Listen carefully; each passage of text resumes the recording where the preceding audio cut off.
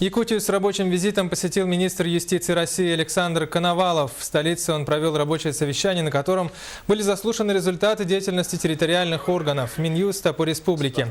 В ходе заседания начальник управления Минюста России по Якутии Ольга Романова отметила, что республика принимает ежегодно солидный пакет нормативно-правовых актов. Все они проходят экспертизу на предмет коррупционной составляющей.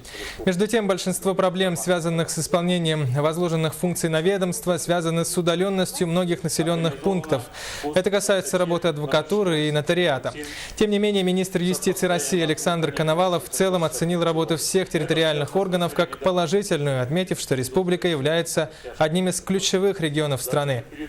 При этом, как в общем, произносится честно дежурная фраза, на самом деле это сущая правда, и в отношении республики Саха-Якутии тоже.